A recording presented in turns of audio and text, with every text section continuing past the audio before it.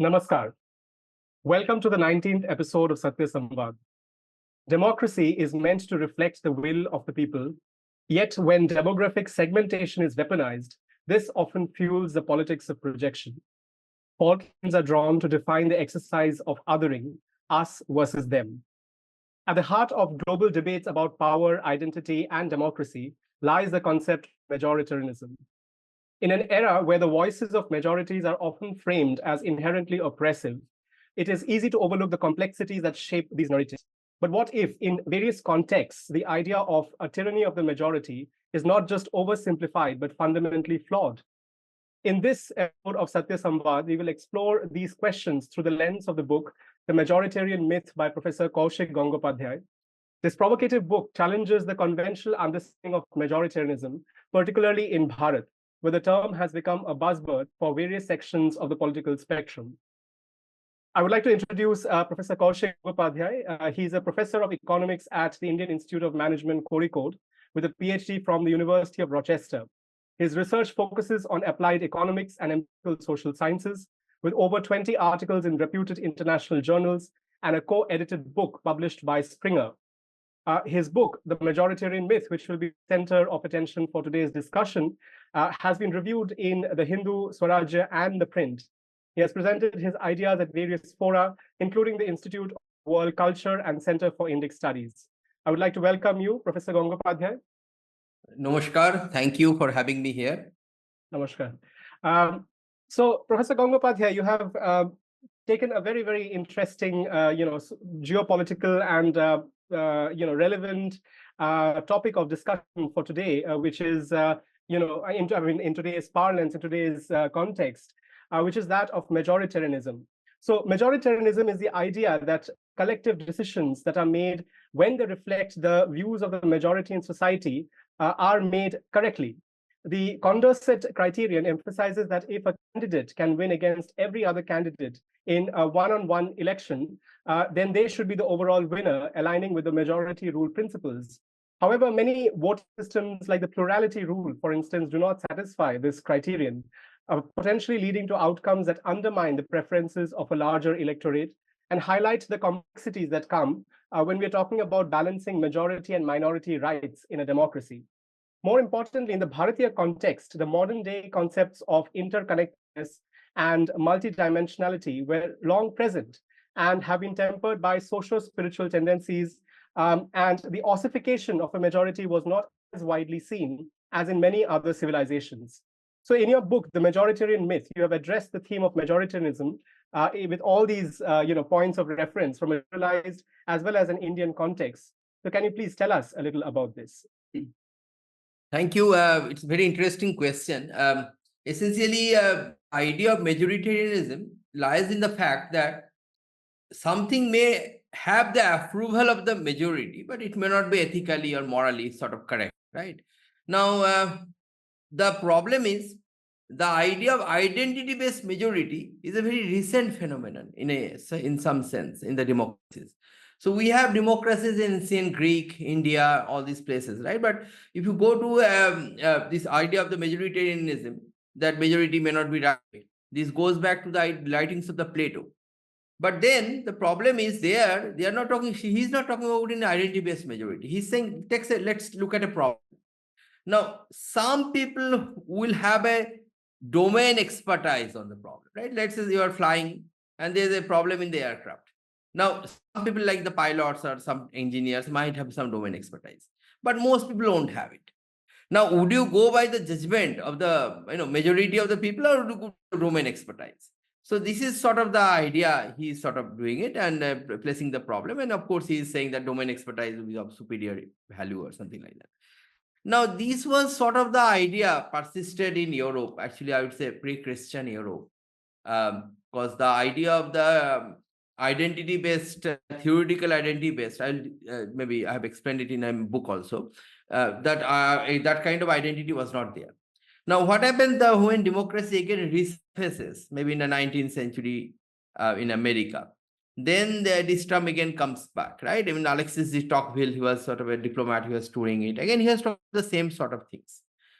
But then things got very different once there's a the identity sort of based grouping is considered more of a norm, and this was exacerbated by something the left takeover of the academia and the left politics.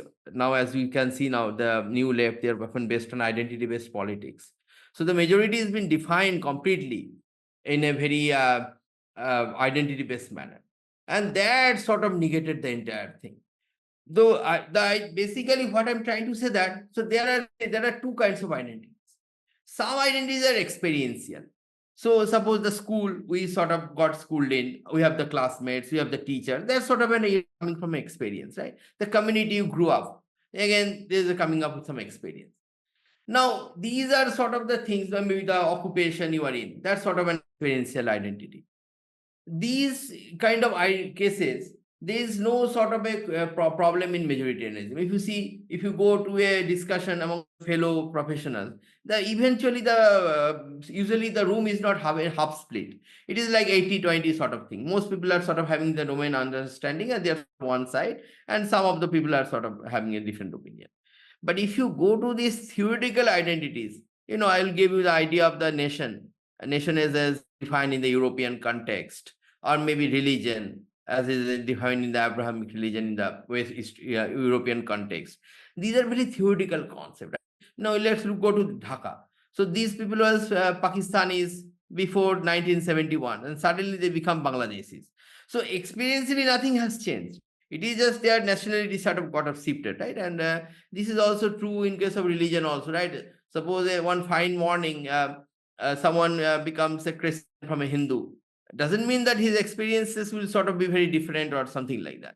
So these sort of identities, theoretical identities, they create a kind of group which is called identity-based sort of group, and this is a theoretical identity-based group, and that creates the problem. Because these theoretical identity-based groups, their idea is basically to assert themselves. And then the idea of the majority formed based on these groups has nothing to do with your domain expertise. It has everything to do with your theoretical identity, which often goes in conflict with ethical understandings. I think let's begin with this. But I would say one more thing. I disclose this one more thing. In our Bharatiya civilization, in Bharat, we never had the idea of this theoretical identity.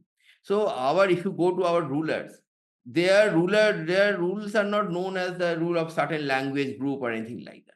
It is about a geographical based sort of kingdom, geographical based sort of governance. All sort of people used to have their own sort of understanding. So that is the idea of the Bharat in our end of the day. We always focus on experiential based identity and never based on theoretical identity. Absolutely. I think this idea of the experiential aspect of it is has been rather central in our understanding philosophy of our way of life as well. And you mentioned about the whole idea of competency, which is a very important, debate and point of discussion in this whole idea of the majority, because especially given recent developments, as we have seen, and there are very specific cases where the concept of whether the majority and the decisions thereof can reflect in terms of merit and the benefit for society, or whether there is a politics of narrative and projection building, which has been done as well.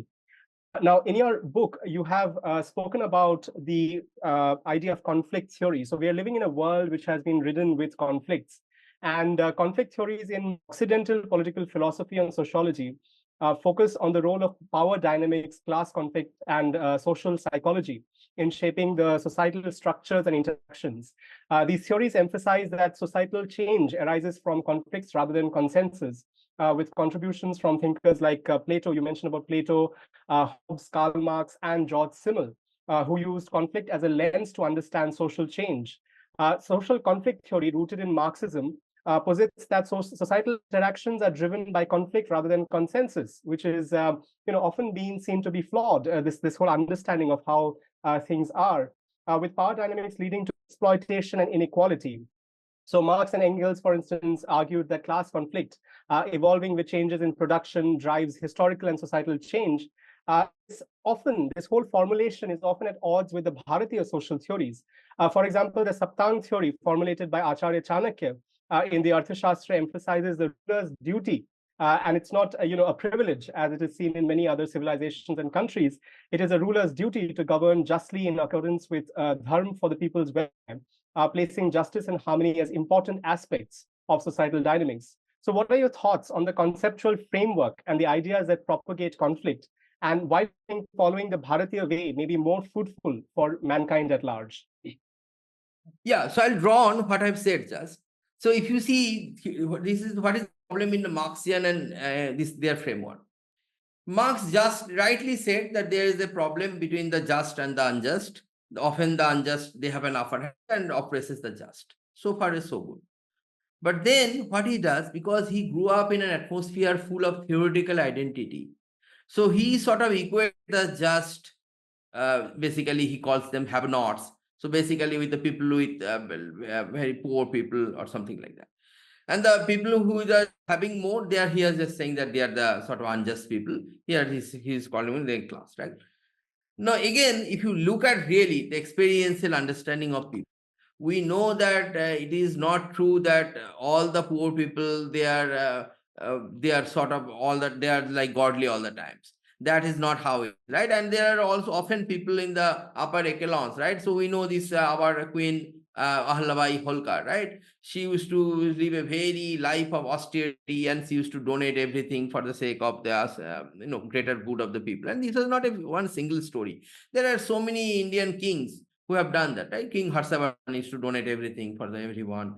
So there are so many of them. Now, these actually shows the idea of the just versus unjust cannot be called a theoretical identity-based framework. And then the moment you do that, you are going to this kind of it looks nice when you write in pen and paper, but when the implications come on the society, it will be extremely brutal and extremely sort of demeaning of the human values, which has happened in the communist-taken societies like Cambodia, even Russia, or even China, right? So what have happened in my framework? I have talked about this idea of the LTSE. So basically, linear theory of social evolution. So it is a sociological term, but nobody before equated it with intolerance, which I have done. And I say that these LTSEs, which is basically based on theoretical identities, they focus on growing and expanding forever, right? I think this Rajiv ji, he mentioned it in his book, Being Different, frontier sort of symptom, right? Western civilization have. They have to find a new frontier and conquer it all the time. So this sort of the same idea. See, this is a Western expansion is one application, one particular case of this theory, but there are other cases also I have discussed. So in this kind of a theory, what happens? The theoretical identity wants to grow, expand. And the moment, because it has an inner, the theory says itself that it will expand, among the adherents, it creates a culture, expectation of expansion. And because it is also associated morally that this expansion is a good thing for the greater good. So the adherents, they feel sort of it's justified to some sort of aggression, which they need not do it. The moment you do it, there is some kind of a conflict will start. So I'm not saying that even if there is no LTSE, there will not be any conflict. There might be always be conflict between human to human being. I'm not also saying that conflict is not part of human life. I'm not going any absolutism. But on the other hand, the other understanding that you are talking about, the modern academic understanding, often driven by what I call cultural Marxism. So they basically wants to view the entire world as a sort of only conflict. That's an absolutism. There's a lot of collaboration happening, but they completely negate it. So I'm saying that, okay, conflict and collaboration both are part of our human nature. Now, let's look at the conflict part. Of course, one part of conflict is, of course, this LTSE, this linear theory based. But there can be others, sort of, I would say, some secular scope of conflict. So, for example, let's say there is a common property, right? Like if you have the two nations, even in your Kautilyan Arthashastra, right? They basically says the neighboring nations, they cannot be extremely friendly because there will be some common sort of resources and there will be some disputes based on that, right? Now, if that is the case, then of course there will be some conflicts. But then that solution to those conflicts lies in taming the human nature. We human beings, we have to tame our greed. We have to sort of be more, say, more respectful of the nature, respectful of everyone.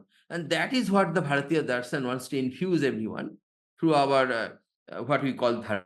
through values, ritual-based driven values. Right.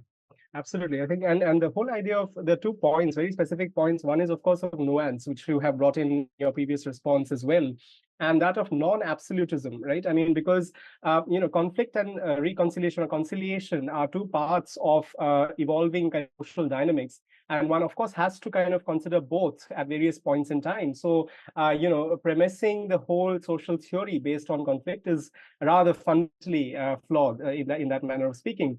Now, you mentioned in your book about the various aspects of Indian politics, and particularly you have focused on the Indian Constitution and mentioned that it actually may be biased against the majority, with the clauses for the propagation of religion being, for instance, discriminatory to the Hindus.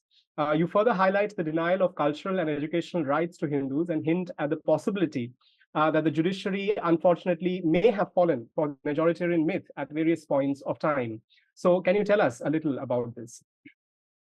So what I would say that firstly, Indian Constitution, this document is essentially an West-inspired document, and we all know that a lot of the document is sort of inspired from the Government of India Act 1935.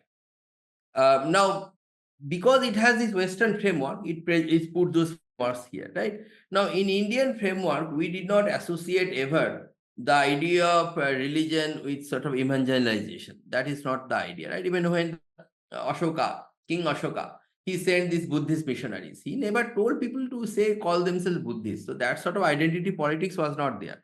They are just showing rituals of Buddha that will help you calm your mind, tame your desires, this sort of idea. And this is always the case in India.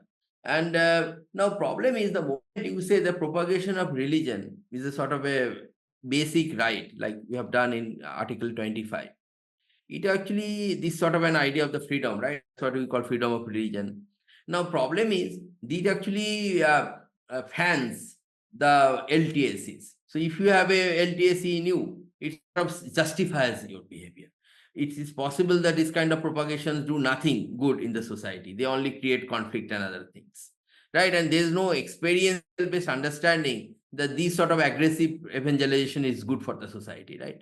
That we have sort of accepted it because we have some belief in some right to religion or something like that. But that is a sort of a fancy word. It does not come with any experiential understanding. Now, we could have given people the same right to practice whatever they would like to do. Like this has been done, and this is not a case, I mean, this is done in the Greek constitution, but this is not the case that in only India we have a problem. The problem of LTS is a worldwide problem.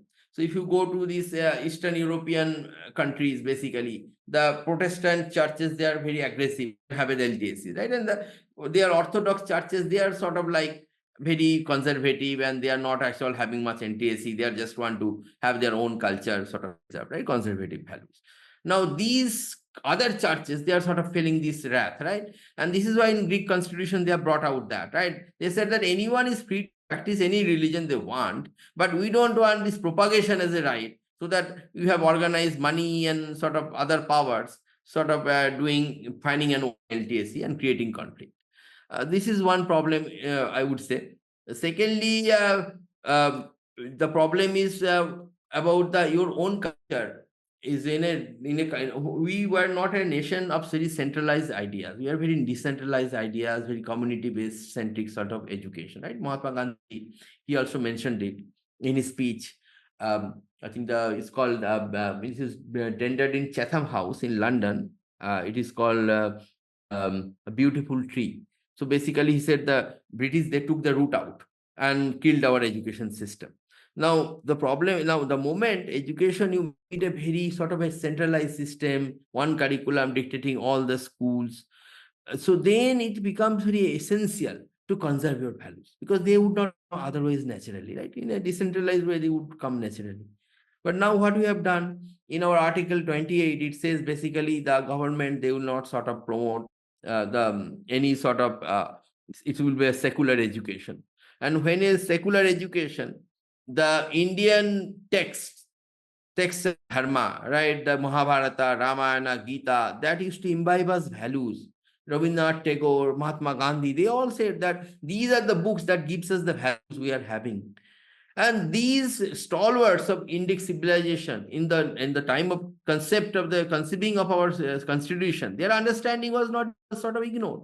And we framed a constitution which sort of negates all these values, and education says that it has to be secular education. Number two is in Article 30, it says the Hindus cannot have also their sort of any as an, because we're the sort of considered majority, right? The majoritarian myth. Therefore, the Hindus cannot have any their own trust or own their institution to teach the kids these things, right? These one Indic text. So not only that the government will not do it, the Hindus cannot also do it. On the other hand, the other religions, which are sort of can do it because they are sort of the minority. Now, this is a big majoritarian myth, right? In a sense, because there is asymmetrical to different values, and this is actually creating, I would say, very cultural illiteracy among the minds, young minds, who are sort of lost because the traditional institutions are not already gone, and they are being broken down more and more as we are going to more mechanized age and people are sort of moving away. The connection with the family, right, in the grandfathers and grandmothers are sort of much less now compared to the one generation ago. So what is happening? We don't know who we are. We are sort of lost. And this is what is the biggest problem. And this is happening because Indian constitution believes the majority should not have any institution, right? So this is an extreme bias. So I would say that after I wrote my manuscript, Anand Ranganathan, he wrote a book, Hindus in Rashtra, that actually talks about all the issues in very great detail. So I think I need not too much double on this particular topic. Right, right. And I think the idea of symmetry, right, that is a very important part of any democracy, any state. And invariably, what happens is that if you, I mean, so there is obviously positive affirmation and the need for looking at the rights of, looking after the interests and rights of the minorities. But at the same time, there have been instances. I mean, if you want to generalize, of course, that will be a, gross misassessment, possibly in many ways, where there are very specific instances of the majorities, unfortunately, having fallen on the wrong side of the aisle on many issues and points of interest, both cultural and socio-political in that sense. Now, it's interesting that you begin your discussion of the myth of majoritarianism with the formulations from Europe, right? You have introduced the topic with the writings of a French diplomat by the name of Alexis de Tocqueville. And you also speak about how the Europeans may have been alarmed with the idea of the tyranny of the majority in the context of the American democratic system. And with the American elections coming up, I think it's all the more interesting and relevant to talk about that in that context as well. You also speak about John Stuart Mill, who talks of utilitarianism and individual liberties. You mentioned Gramsci's work and the genesis of critical theory. Now, that's an interesting and important part, which we have discussed in Unity Foundation, of course, in the context of the recent developments in academia in the United States and elsewhere. And you mentioned about it with the writings of Max Horkheimer and Theodor Wessengrud Adorno, which fed into the birth of postmodernism. And this whole idea of the greater good, right, which is more important than truth itself, which we talk about in terms of post-truth these days. So how has it furthered the use of the liberal trope for actually hidden majoritarian ends in today's context? The point I would like to say about this, the idea of this critical theory. This is basically you have something called, let's say, X in a book. Now, critical theory says you can say anything about the book apart from X. Now, how would you really say apart from X that nobody knows, right? It is like you can have a lens and you can say anything. I think Rajivji, one explication of this critical theory was Sheldon Pollock, right? All his writing sort of uses this critical theory. Rajivji actually demolished him in his book, Battle for Sanskrit, his book, right? And but then if you go back, this is not the only case.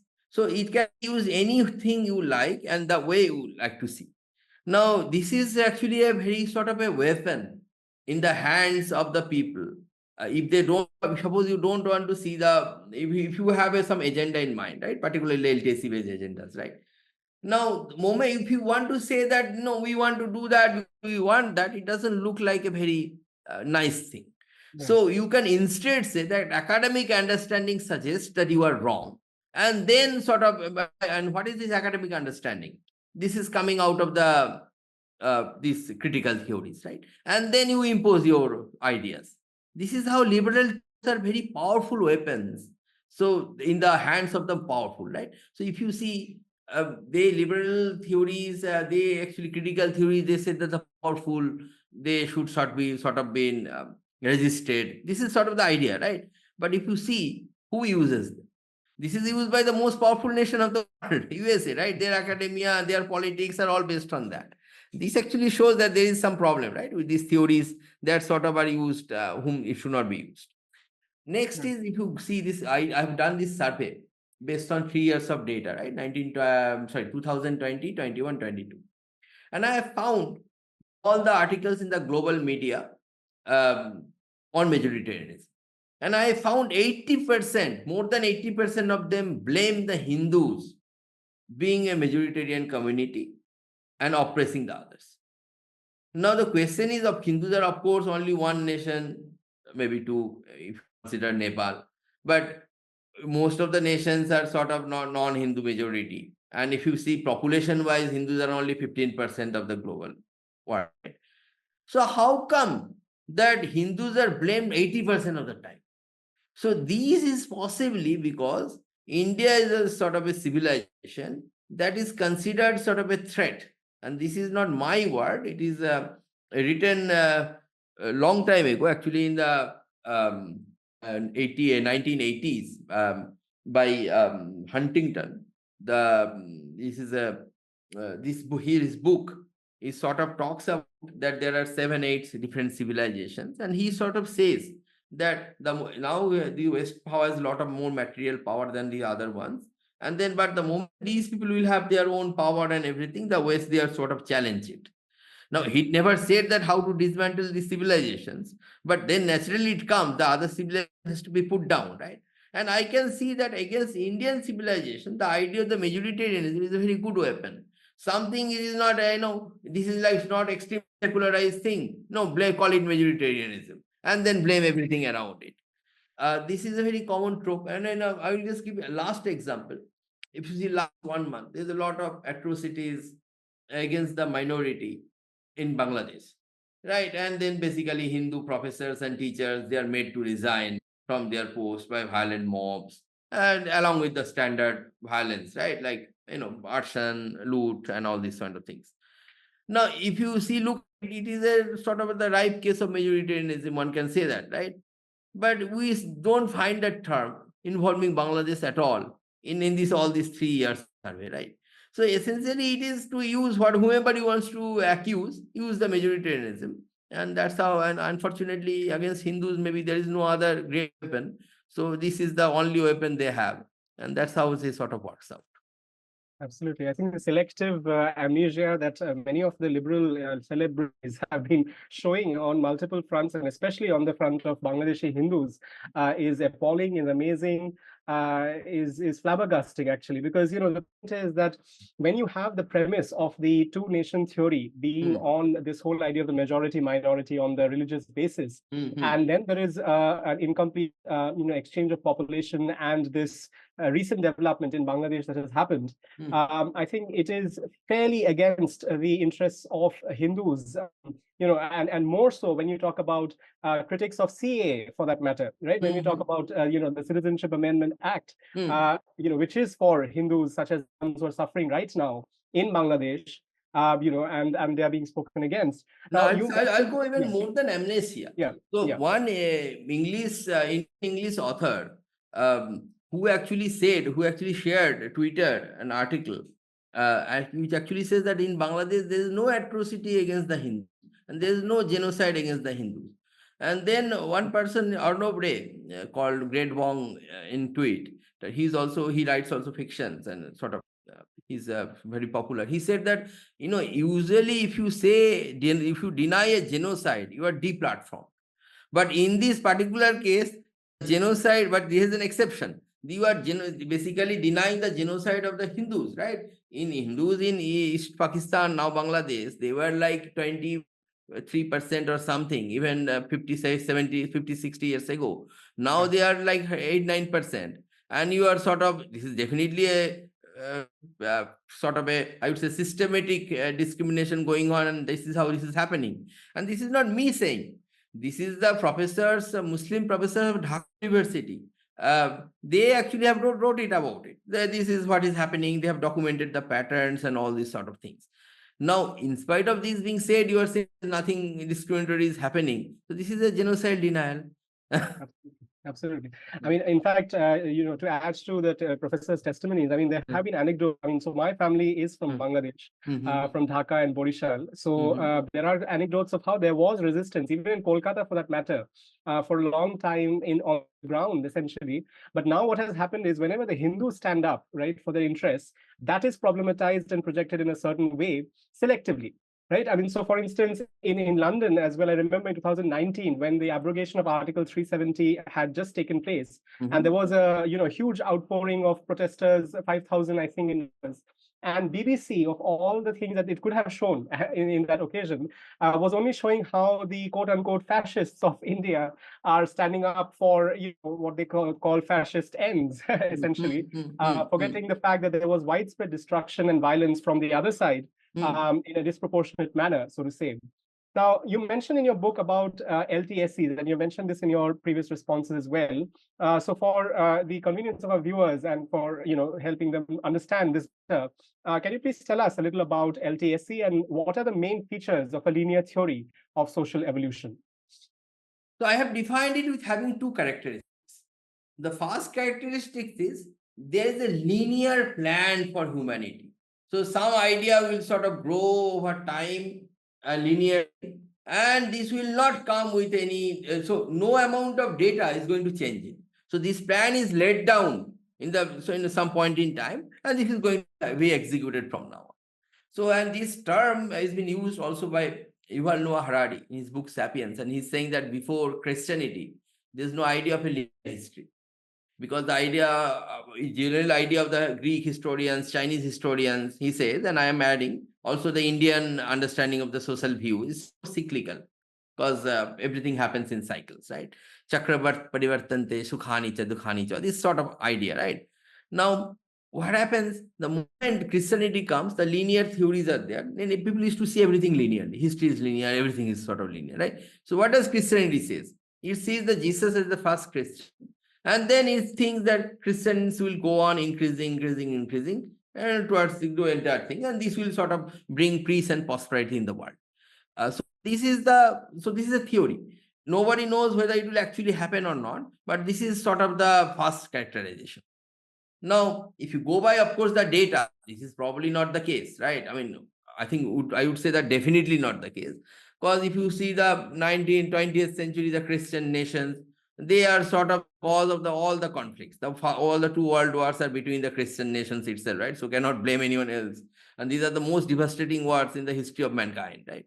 And if you see an individual level, the Western Christian societies, often they have less of happiness compared to some non-Christian societies like Japan and all these things. This is sort of, we have seen all these things. If you see a very anecdotically, so Mahatma Gandhi, he visited Europe. Now, when Gandhi is traveling to Europe, so people are still thinking that he is the second Jesus. He is a personified, right? Now, the problem is he is not a Christian. So it is showing that it is not necessary to become a Christian to have the Christian virtue. Then what's the point of making everyone be that, right? Just please that these ideas are good ideas and that's it, right? Don't insist on that. But of course, that's not going to happen for evangelical Christians because based on an LTSE, and that LTSE sort of is given to them. They believe in that theory, right?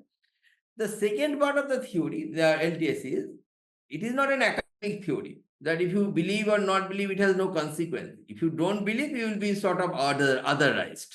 Now, what exactly will be the amount of otherization? It depends on that particular time, that particular society. But definitely will be sort of deemed as inferior. Now, if I look at the another LTSE, of course, the Christianity, if you see the time of this Inquisition and other times, if you're a heathen, you're sort of deemed inferior and have committed a crime, right? And of course, the New World, they say, this America and other places. Why the Aborigines, they did not enjoy any sort of property rights. Their land could be taken away, right? Because the land was given by the God, right? And the people who are not in the God's children, right? These Aborigines, they are not Christians. So their land could be taken away. So these are sort of the ethical or moral basis of colonization. Now, and this is very well documented everywhere. There are many books have given the documents. Now, if you come to another lineal case, let's say Marxism. Marxism is actually, again, if you look at Marxism, it is an anti-Christian in some sense. The Karl Marx, Communist Manifesto, if you read, it is actually against Christianity. But then again, they are also saying that they are also having the same sort of LTSE. So again, here the Marx is the first guy who is giving this scientific communism or scientific socialism, and then it will grow on with time, and eventually the globe will become a sort of a communist, right?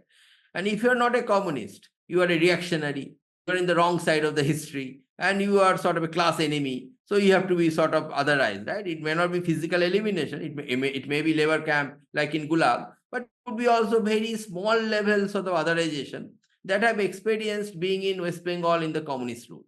So that is also sort of standard practice there. If you are not from the, if you do not sort of the open admiration for the Communist Party, you will be sort of otherized in every manner in social life. Absolutely. And but a natural question comes to mind when you talk about an LTSE is that it has to have axioms, right? It has to have some premises. Now, those premises are by definition othering some other premises, right? Or some other clauses or preconditions, let's say.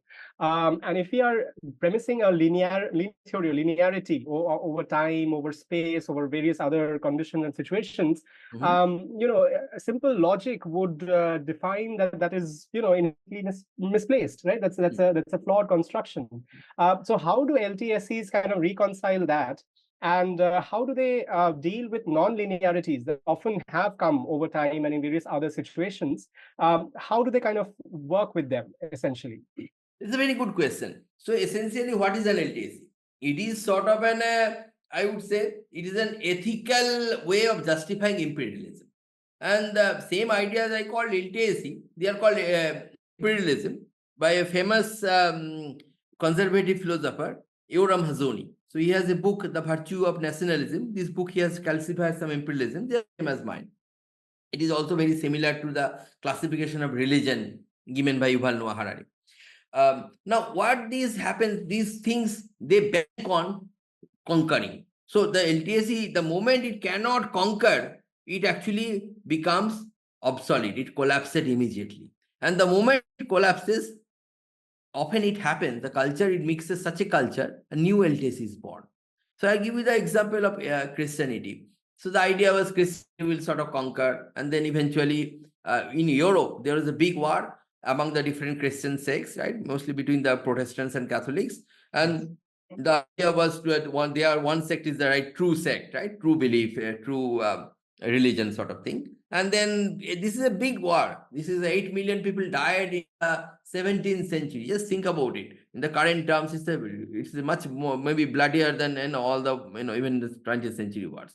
And then usually they finally realized that experientially, that it's not possible to overcome one over another. Then they have this Westphalian sort of treaties, right? So basically, the political Christianity, they got a setback because they are not expanding. In some sense, they are divided and they are not expanding. So they started a new sort of a LTSE, which is called the nationalism, the Western nationalist theories, right? The nations are sort of born with the Westphalian things, and the nations, they will grow, right? They'll conquer new and new territories that will go over the world, and then new myth will keep on going. And again, this new myth actually got busted in the Second World War when all the expensive this imperialistic nations, they all sort of got a big loss, right? For all the societies sort of so much trauma and other things. Then I think they sort of switched to a new myth. And this is the myth of liberalism. So this liberalism, again, based on some theories, where they very, I would say these are liberalism is sort of a say equitarianism. So everybody will sort of become exactly equal. When that's what science says, right? Science says that we are sort of all diverse, we are all different, right? We are, and this is no wrong in being different. So the idea in our Bharata is basically we need to practice satta, the reality, and ahimsa, sort of no sort of aggression culturally, morally in a person. And this is how we all being different, we still can collaborate, right? We are coming back to the same old trope, collaboration versus conflict. So the moment you focus on being the same, then collaboration becomes very difficult. No, Right. just think about it. Let's suppose there's a music room where so many instruments are there, and we all enter there. We all consider ourselves different. We hooked on the different musical instruments, and we all become happy because we are doing what we are trying to like to do, right? But the moment we have to do this particular musical instrument, let's say guitar, we all have to be the great guitarist, and then the sort of we have a competition, conflict, and coming. So the idea of the beauty, the idea of art, the idea of the happiness, all are lost. And this is the problem with this equitarianism, which is becoming the LTSE, and they are one trying to sort of win new frontiers. Again, this myth will. This is what I predicted in my book. This will collapse. But then, by that time, the world has to realize these theoretical identities and this LTSEs are not solution to anything. So just don't let it come back with a new sort of LTSE. Just try to make this experiential identities and dharma sort of understanding. Right.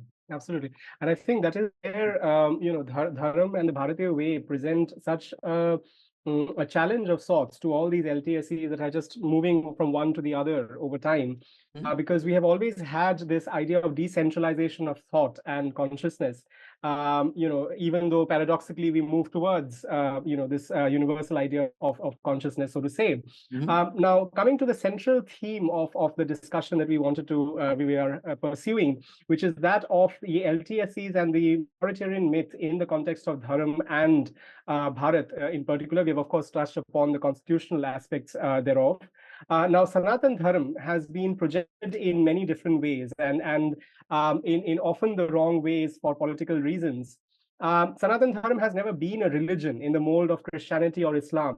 And the colonial influences may have constructed this monolith called Hinduism for their own gains. So today we see a lot of talk about various different nuances of Sanatan Dharam. We of course have talk of the various ways of segregation and segmentation within Sanatan Dharam. But paradoxically, we also see the multiplicity of thought and the strands of thought by the darshans that we have within Sanatan Dharam itself, which often talk of extremely different places and ideas. In fact, so much so that we also have the Lokayat strand of thought within Bharat, which doesn't quite go by the astic, the God-oriented idea of the universe. So, how did this exercise that has been done by the West and various other lobbies, so to say, to project Sanatan, especially to create this monolith of Hinduism, affect the Indian people, and why are Dharam or any of its constituent strands fundamentally never be an LTSE? I mean, I'll just differ a small aspect of yourself. You sort of there that for their own benefit they have made Hinduism a religion. I would say it's their ignorance that made Hinduism a religion. So they basically, when the early colonizers came, they all are very sort of evangelical Christians, most of them, and they sort of having the Christian worldview. Now, in that worldview, they cannot have anything but religion. So it is not possible for them to conceive a society without religion. They have to find a religion somewhere. And this is what is basically a very celebrated book of S. Gangadhara, Hidden in His Blindness. So because you cannot see anything other than religion, you have to find a religion, you have to construct a religion. And this is how they created whatever we have, social practices and everything, they call it Hinduism. And as you rightly said, it has nothing, no feature of Christianity or any other similar religion, right? Now, if you see that way, now problem is we Hindus, we are sort of learning our views from the Westerners.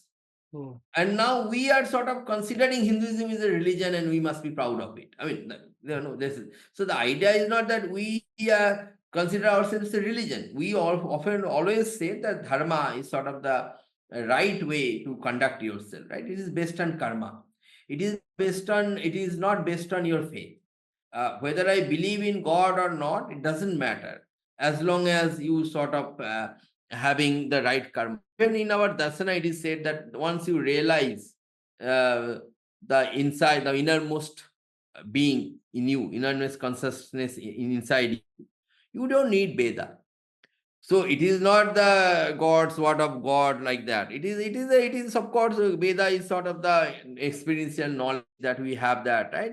But of course it's a very authentic sort of understanding of the world. But then it's not coming from God. It's only coming from different human realization. The moment you have your own realization, it is better than any sort of written material. So these sort of things, of course, cannot have any linear theory because we are sort of saying linear theories are said that writings, the theories are more sacred than what you feel, what you see through data. We are saying different. We are saying your experience are better than the theory. In other words, the data is better than the theory, right? Data is greater than the theory. In LTSE, the theory is greater than the data. So this is very two different, completely different perspective. Right. Now, even if you see this idea of the six darsanas, it does not say that this darsana was started by Kapila. Sankhya was not started by Kapila. Yes. Yoga was by Patanjala. They said that these six are always there. These are the six lenses you can view the world. They are always there. Now, of course, Kapila sort of formulated it very well, presented it in the present form. It will help you, but that's pretty much it. Nothing more, nothing less. So in that sense, I would say this like this. I'll just give you a very simple example: the difference between dharma and religion. Uh, so let's say if you are sort of understanding a theory like gravity, the gravity has sort of no faith. Gravity requires no faith, right? And then, but if you think that the world is flat earthers, that's a faith. That's not based on empirics. Similarly, the religion, that's a theory. They have a like flat earth sort of theory. It may be right, may be wrong, but they are not based on data. On the other hand, the dharma is like sort of gravity. Whatever you see, you believe in it. So this is how you kind of differentiate it between dharma and religion. Absolutely. I think Sri Ramakrishna Paramahansa's words, Jato Mot Tato Pot, I think, the number of, opinions or thoughts, strands of thought, so many the ways, to pursue them. So that perfectly embodies, I think, this idea, which is of cosmopolitanism.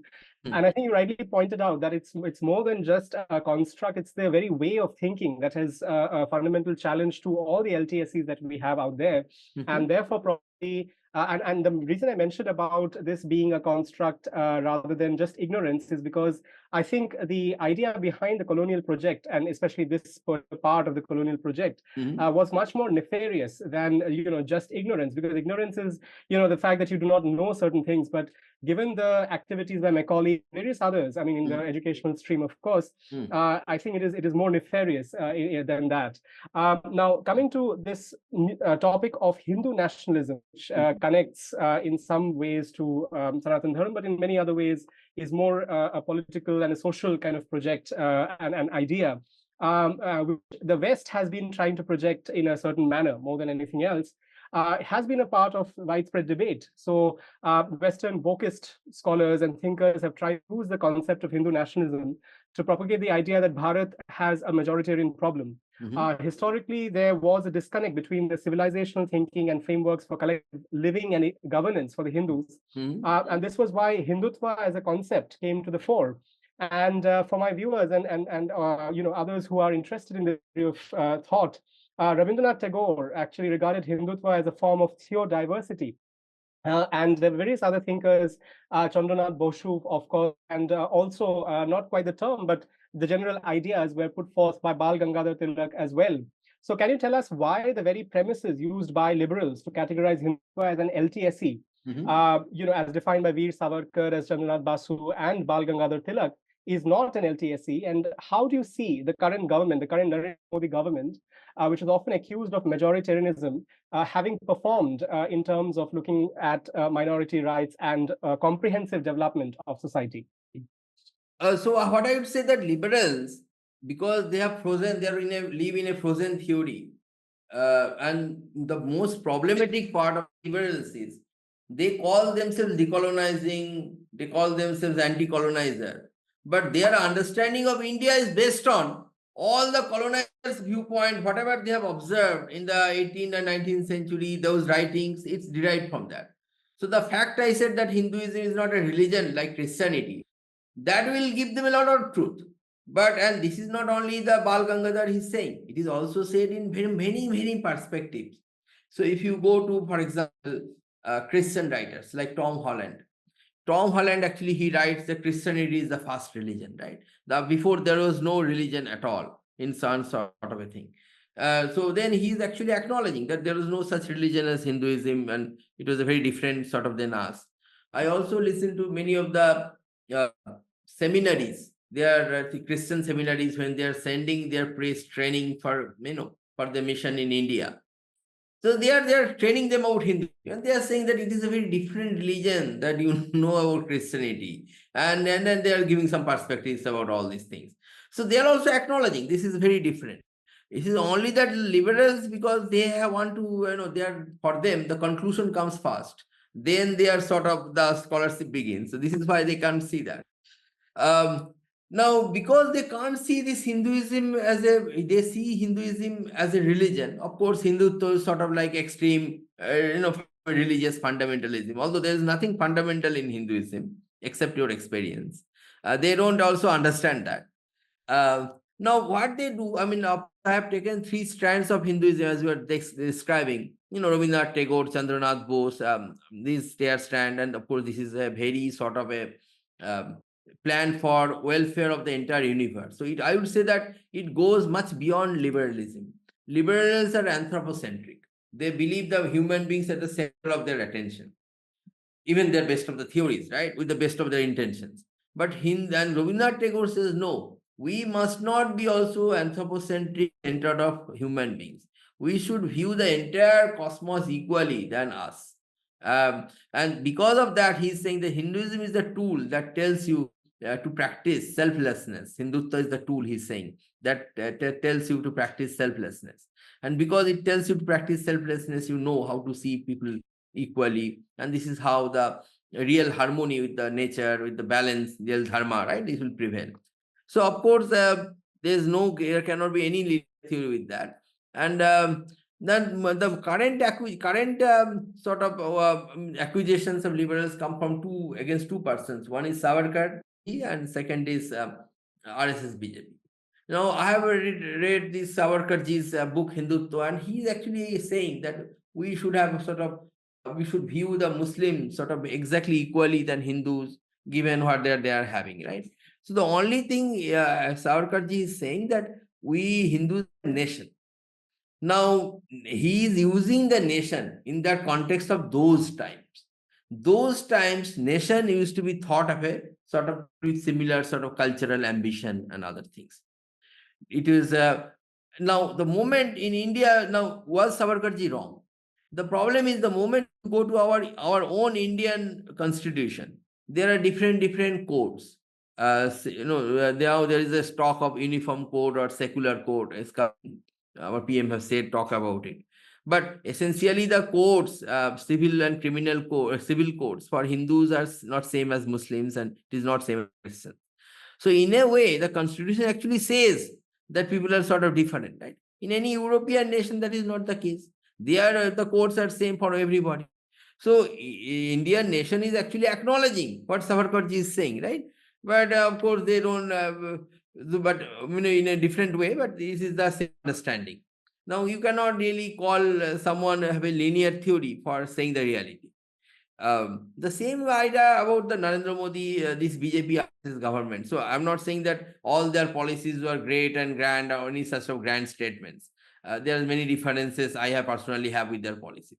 But what I'm saying that whatever you say about them, you don't like them, there is no linear theory, there is no effort to otherize others. And of course, we know, right, when the Nazis came to power, they sort of, people sort of left, the Jews, they left Germany, influential Jews left Germany, and eventually non-influential ones were sent to concentration camps. But if you see on this entire span, everything happened in 5-6 years. Now BJP is there in power, right? Like, 10-11 years. Before that also, there's another stint of 6 years.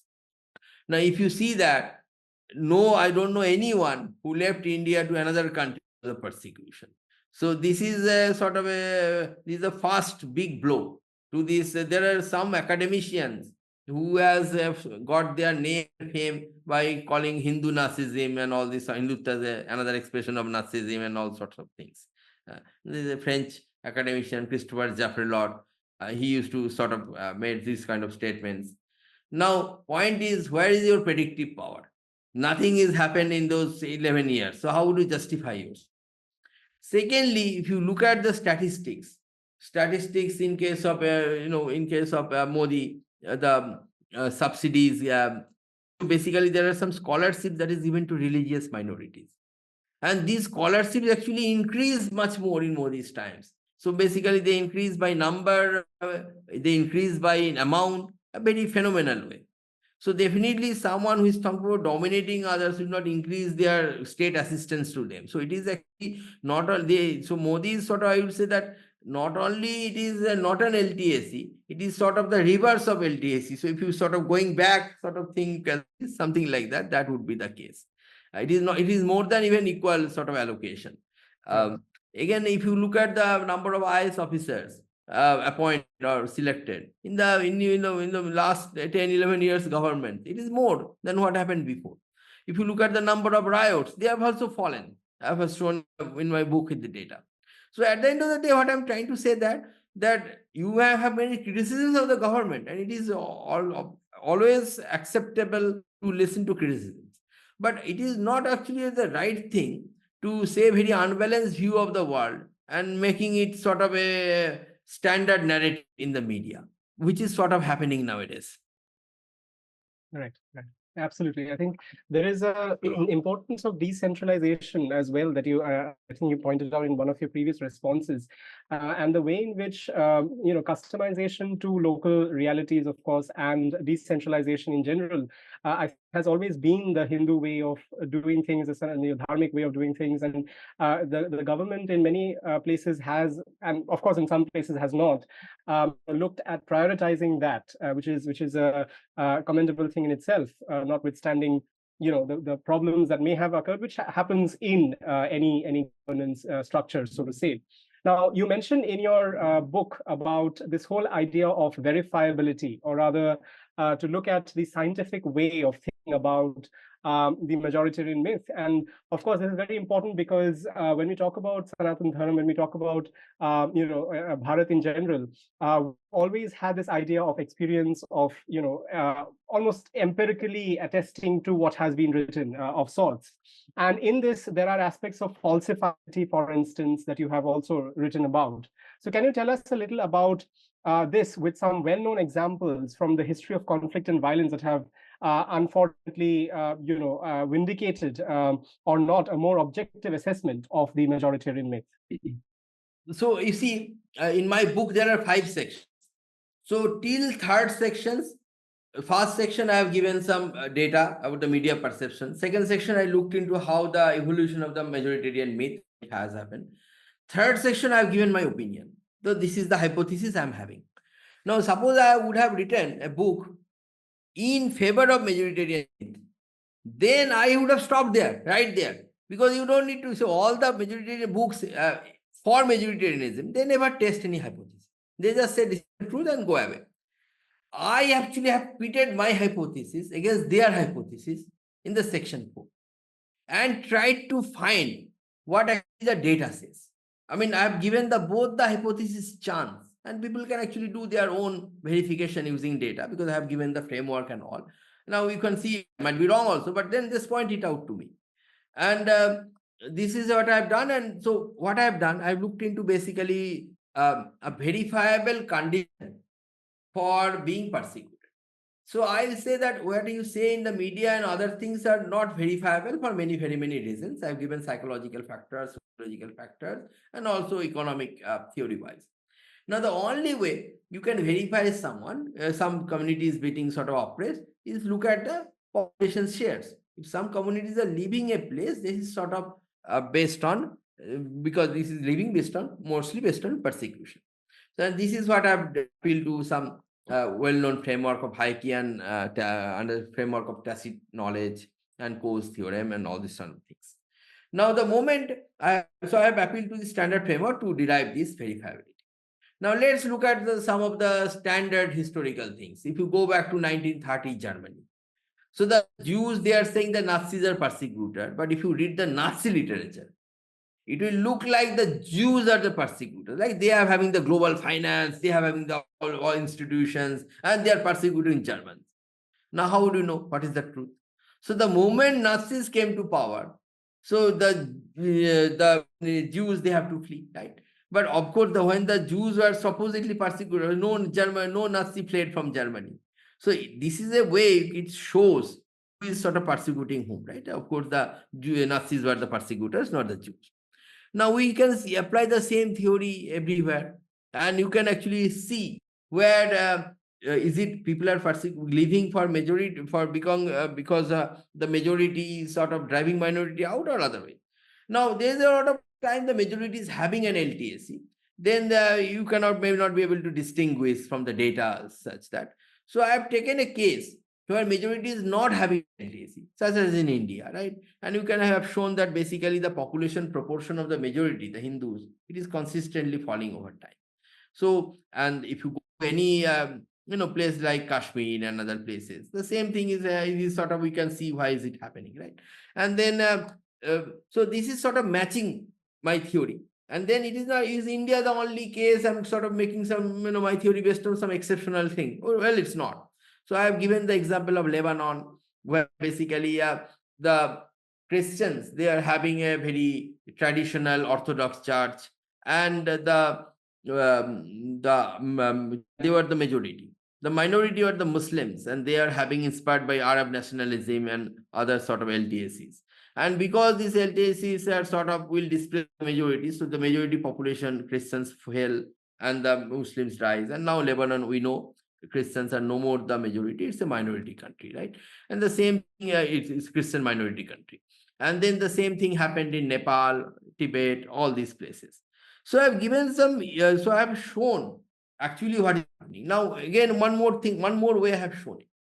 So let's say you look at the intolerant themselves. Are they sort of saying that we need the majority? We want to have the majority to sort of drive the other people out. Actually, on the other hand, it's not. So basically, all the militant intolerant groups, they focus on intolerance and strategic intolerance, never ever being the majority, right? So essentially, majority of the population, they are not bad people. So the idea that in India we say Sarvam Khallidam Brahma, and then Atman resides in everyone. So people inside, they have good feelings, and this is what the majority of population everywhere. The theories, social theories, and LTSEs, particularly LTSEs, they can make people intolerant. But that intolerance is not among the majority, it is among the very small minority who are sort of driving the narrative and making sort of the case for persecution and intolerance. Now, if you look at I have looked at the 10 genocides, and if you see all the 10 genocides, nowhere, top 10 genocides, nowhere it is sort of the case that majority is sort of driving people, minority. So even the only place where the most of the people are involved in the Rwandan genocide in 1994, around 11% of the people are involved in the. But if you see all the major genocides, there is a prominent LTC that is coming out, which actually have displaced the people, often driven by the minority of the population. So in a way, I'm saying that from your, if you look at the history very objectively and a very balanced manner, it is never that most of the people are intolerant. This is sort of the narrative people are having. It is not that social theories make them good people. No, it's not. People are inherently good. Actually, a lot of the times, these LTSEs, they are making people intolerant, and they are sort of making people persecute others. So in a way, the enemy is not the majority. Enemy is actually the LTSEs. Right, and that case study that you have mentioned about, I think that gives a lot of context in terms of what has mobilized people, unfortunately, towards acts of violence in many cases. Now, I was just curious, LTSEs also could be, for instance, I mean, I was just thinking of Dharmic frameworks, like Buddhism, for instance, and there are certain kind of tenets, fundamental tenets and axioms that have been laid down. Can an LTSE, I mean, firstly, my question would be whether you regard Buddhism to an extent as a theory which has some degree of linearity of sorts in terms of postulating, the way in which things should be done in society, and whether that can actually be an instrument of good as well. Because, if you talk about the various aspects of, do good, the eightfold kind of method, that actually does help people be better people, essentially, in many contexts. So, how do you see that in this discussion? So it is like this. I'm a person who would say there is nothing, there is nothing in the world that is absolutely bad. That is absolutely good. Everything has a good and bad aspects of it. So actually, my book was released in my institute by a very respected professor, Professor MP Sebastian. I think he's a Christian, and he sort of said that no, do you? And he actually acknowledged that he has a difference in opinion with mine, but he that book has a brilliant one. Now he said that do you think that LTSEs are all bad? So here is what my answer is. I would say that LTSEs may not be all bad. In some contexts, it may be good. As a matter of fact, when India was invaded, the invaders came with an LTSE. Now, with us, we do not have any LTSE. So there is some conflicts that are happening, and we are seeing them as secular conflicts. Has nothing to do with, and we did not see them as sort of any LTSE or an actor like that. So the people who are not actually in the forefront, they are not at all concerned about the conflict. So that way, not having LTSE actually made us sort of suffer, right? As we were sort of saying. But what I will say that everything is good up to an extent. If you stretch it beyond that, then it's not good. So maybe LTSE was good when it was in a moderate amount in the world and you need it little bit. But now the world is full of so much LTSEs, so much theoretical identities. This nation, religion, these identities are sort of creating a lot of conflict. And it is, I think, high time that we get rid of it from our life if you want to save mankind. I'll just give a last example. So last war happened, Second World War, and that time only one nation have nuclear power towards the end of the war. Now we are possibly looking at another world war, the way the conflicts are exacerbating all over the world. Now, if you look at now, there is of course a dozen nations to different extents. They're having nuclear capability or nuclear arsenal. Now, if a war breaks out, it will be much more catastrophic for human beings. So the idea LTSEs, it can be good. I think that limit we have passed. It is time sort of to negate back, I think, on this idea. Yeah, it's a very Let us important be. point because of the developments that have been taking place. And it's I'll very just say one yeah, more thing on yeah. Buddhism. The Western idea of Buddhism, it is sort of as a parallel competing religion as Hinduism. That is not a There's very, enough, yeah. it's not a very right idea in a way, right? So people used to sort of do both together in a way or like that. Absolutely. And I think the whole idea of Shunyata and Brahman, for instance, in Vedanta, has been discussed in various works of theology as philosophy. Right. Now, we have delved on the idea of how the majoritarian myth and LTSCs have affected academia and the intelligentsia, and how that plays a pivotal role in formulating and propagating any social theory. So we today are seeing instances of academic majoritarianism and cancel culture, for that matter, the capacity for critical inquiry and thinking that is divergent from an accepted norm, so to say, if you will, are fast being sidelined for a more acceptable corpus of knowledge. So what are your thoughts on this? So what I will say that academia, because it is sort of driven by cultural Marxism called liberalism nowadays. So if you look at the American academician, if you look at the social sciences, humanities, who basically create the discourse, more than 90% are liberals. Now they actually have an anti-tradition attitude. The idea is whatever is tradition is wrong. And this is a very, very big folly. You can have any sort of theory in your head. You do not know whether that theory will actually sustain in the real world. Right. So this is a very, I would say, you cannot have any more ignorance than saying that your forefathers are all ignorant, we are all enlightened. We human beings, we have developed our understanding of this world and we are still developing, but it is coming through our experience. It is not coming through any theory.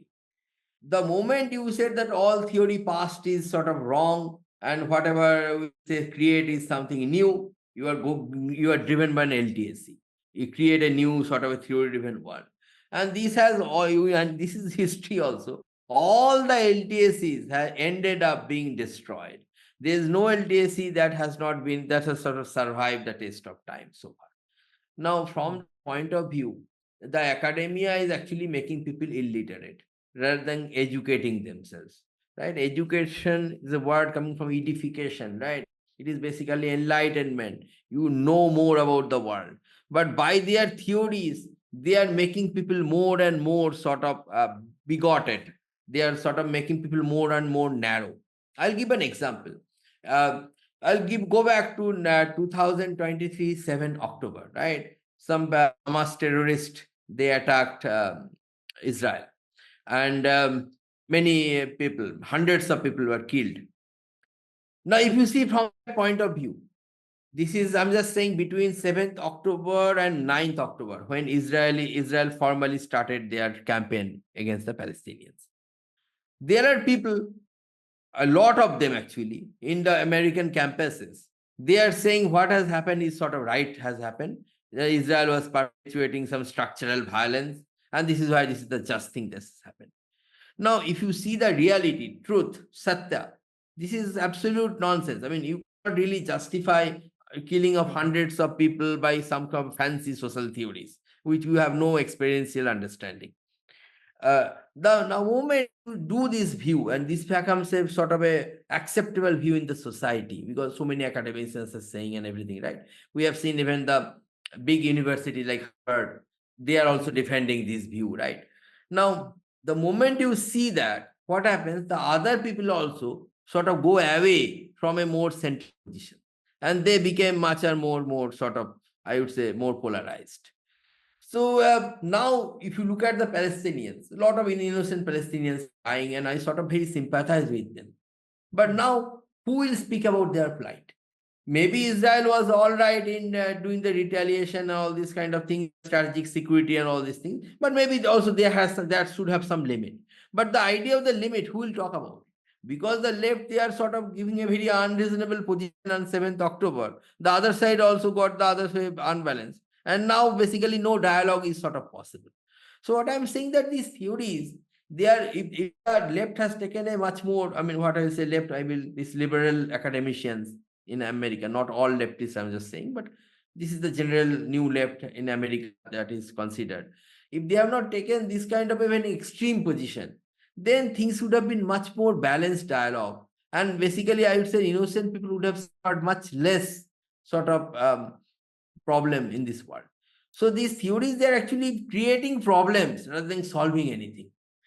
And this is a big problem in a way in academia. And if you see, they are passing their judgments on everything. So they want everywhere to have secularism. Now, secularism, as I understand, it means basically you should not have differentiate people based on their own personal opinions. It should have sort of be very sort of based on whatever you do based on that, a sort of a uniform framework. That is always there in India, because we believe in karma, because we believe whatever you do, that you should be treated like that. This is always there. There is no need for secularism in India. But what is happening? Because they theoretically developed a framework of secularism. They say all traditions are wrong.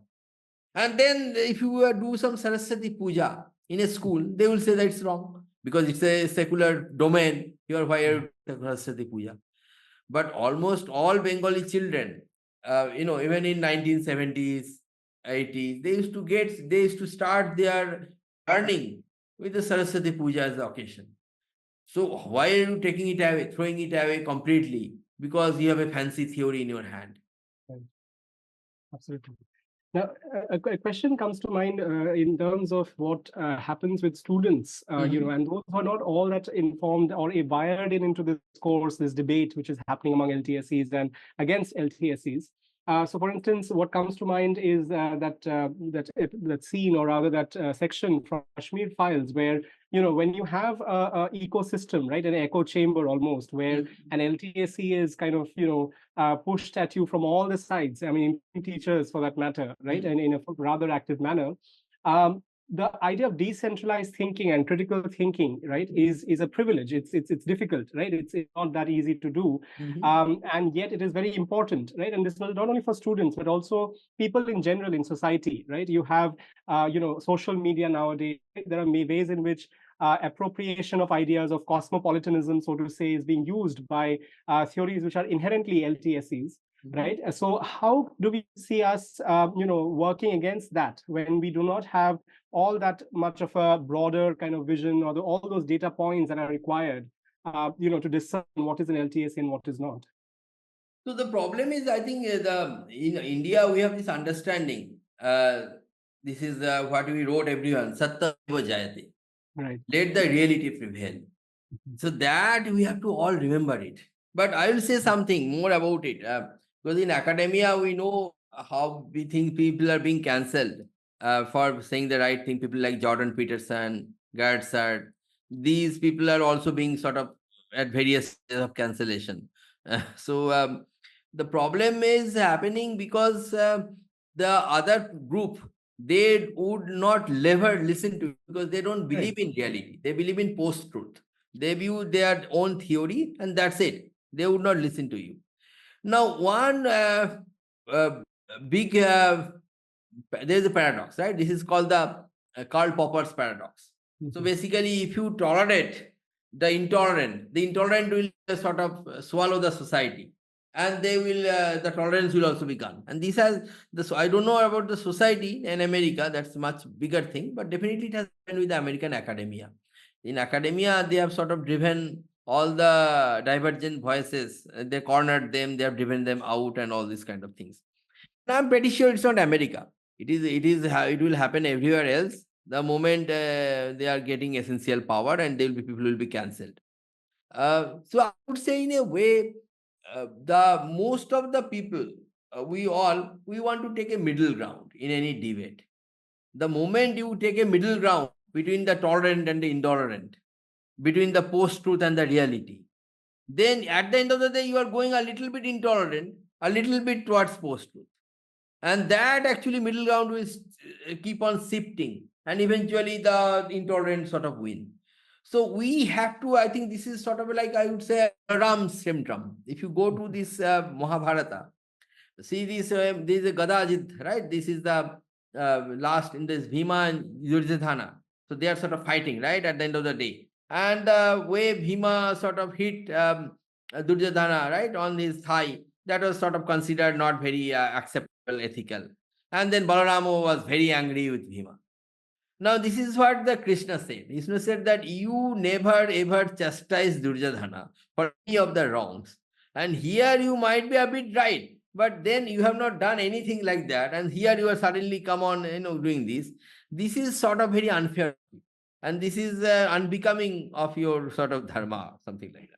And then this is exactly what this syndrome is so widespread in our educated society. We always want to give the middle ground. It is a comfortable position because you sort of keep your position, respect everything there. But this will lead to sort of society will be engulfed by more and more intolerance. So in a way, if you are practicing democracy, if you believe that everybody should take decision, we should also be prepared to take unpleasant decisions in life. And unpleasant decisions come with very small manners, right? It may not be very big sort of, but it's kind of start with very sort of a very small cases in your own society, in your own forums. You have to take a position which is not always the middle ground, but towards the just rather than the unjust, right? So that is, I think that's a sadhana, that's a tapasya. In our age, we need to do that more and more. Otherwise, what will happen? The society will be engulfed by the dharma, and the dharma, the sustainable world will vanish. Absolutely. I think it is a collective sadhana and tapasya. I think there is so much to do because we have these theories actively coming into various walks of life in our society. Even if you look at in a metro ride, for instance, or speak to people or in various places, there will be these snippets, right, which are come from clearly from certain lobbies which are out there, which I will not name because I don't want to politicize this beyond a point. But which clearly are peddling, certain aspects of LTSEs and, propaganda, so to say. So it has been a wonderful discussion, Professor Gangopadhyay. Would you like to share some parting words with our viewers? So I would say last one thing about this book. The this book usually the books that written on political theories are LTSEs, and they are written. This is a book to demolish that LTSE.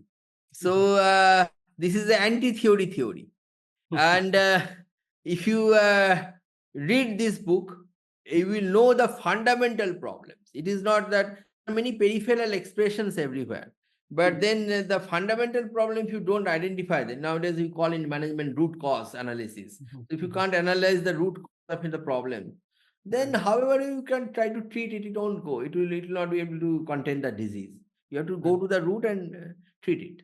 And this is why I think it is important for people to read my book and engage with it. I'm not saying that praise with me or always, whatever you feel, just but just engage with the book. I think that will give into greater understanding of the reality. Thank you. Absolutely. And I think with that, we come to this very important point again, which Professor Gangopadhyay mentioned, that is to stand up against such premises, such theories, which inherently are divisive, right, and which are quite parochial in their vision of how they look at the realities of our lives. So I would like to thank you, Professor Gangopadhyay, once again for joining us today. And it was a pleasure to have you here. And we look forward to you all joining us for the next session of Satya Samvad. Namaskar.